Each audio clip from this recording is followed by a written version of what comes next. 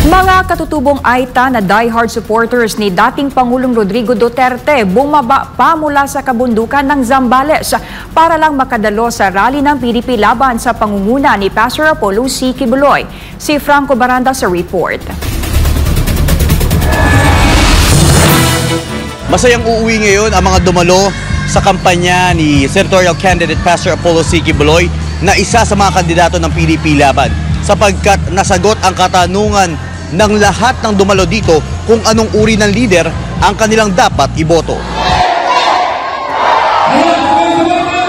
All-out support ang ipinakita ng mga katutubong Aita mula sa kabundukan ng San Pablo Castillejo, Zambales sa isinagawang rally ni Pastor Apollo C. Quiboloy. Ayon sa kanila, kinikilala nila si Pastor Quiboloy bilang isang leader na may paninindigan tulad ng kanilang hinahangaan na si dating Pangulong Rodrigo Roa Duterte. Nakikita umano nila sa butihing pastor ang isang leader na may malinaw na direksyon sa pamamahala katulad ng pamumuno ni Duterte. At dumalo kami po lahat ng katutubo sa Tanaynayan po, San Pablo para po marinig yung mga hadikain po kung ano po yung patakaran ng ano po, sana po suportahan natin si Pastor Apollo para po yung maging maayos po ang ating Pilipinas po na magkaroon po ng kaayusan. Kasi po alam ko po na line up po siya ni Tatay Duterte, kaya kung ano po yung batas ni Tatay Duterte, ganun din po yung sa lahat ng line up niya po. Hindi lamang ang mga katutubong Aita ang nakiisa sa rally, maging ang Muslim community ay dumalo rin para ipahayag ang kanilang mga hinaing tungkol sa kasalukuyang administrasyon. Itong nangyayari katulad ni Pastor Quiboloy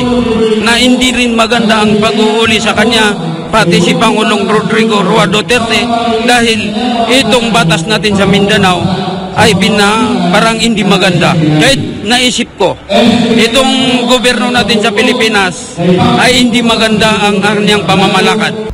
Dagdag pa ni Samanoding, hindi niya nauunawaan kung anong uri ng pamamahala mayroon ang Pilipinas ngayon. Malaki umano ang pagkakaiba ng liderato ni Duterte kumpara sa kasalukuyang administrasyon ni Pangulong Ferdinand Marcos Jr.